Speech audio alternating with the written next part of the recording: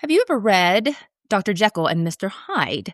I had heard of Jekyll and Hyde throughout my whole life, especially the concept of somebody being two completely different personalities, or someone that you think is a nice person and behind closed doors, they are horrible.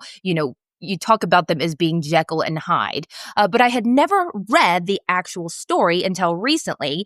This is the next story that I'll be telling on my storytelling channel, where I kind of am retelling classic stories in a funny way. But I don't know about you, but all stories, good or bad, always bring me back to the story of Jesus, our Messiah, and him saving the world. Okay.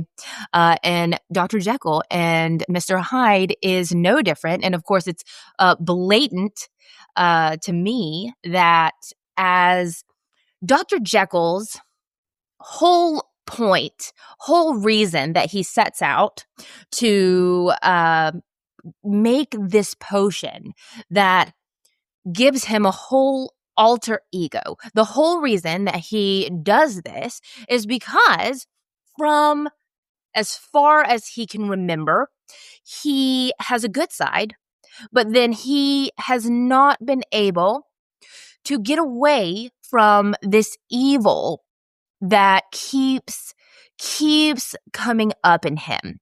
He keeps finding himself a slave to evil desires and evil passions and succumbing to them. And this is such a tragedy to him that he sets out to try to find a transcendental medicine that will separate the two, the good and the evil, so that he can live as Dr. Jekyll and be all good.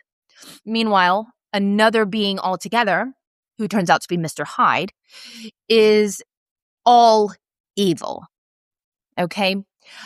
He, as Dr. Jekyll, though, himself, he thinks, is able to live guilt-free and free of any sin.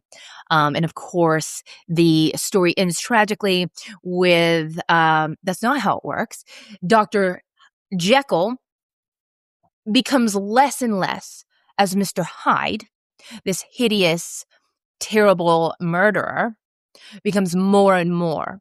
And even after a while, without the medicine, Dr. Jekyll is finding himself as Mr. Hyde. And the only way to solve the problem in the end is to kill them both. And isn't Dr. Jekyll's problem the problem that we all have?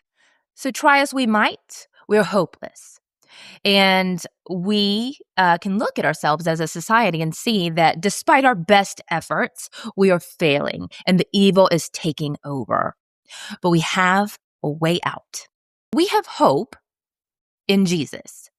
What Dr. Jekyll missed was that he turned to transcendental medicine to solve his problems, to get rid of this evil that was inside of him. But what we can do, anyone watching this can call out to Jesus, who he was perfect, and he laid down his life dying in the place of that sin. So our sin that is in us that we can't get away from, the only way to get rid of it is to kill it. And so Jesus died in our place.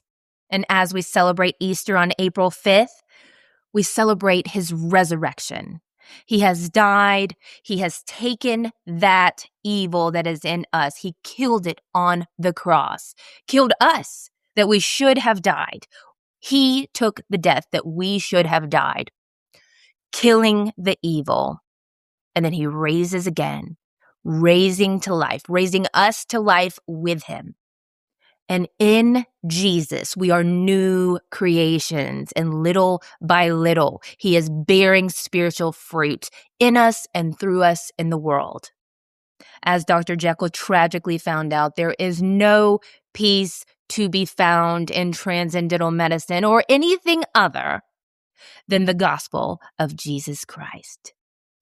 And the only way to banish your Mr. Hyde is to submit fully to the King, King Jesus, who isn't safe, but he's good.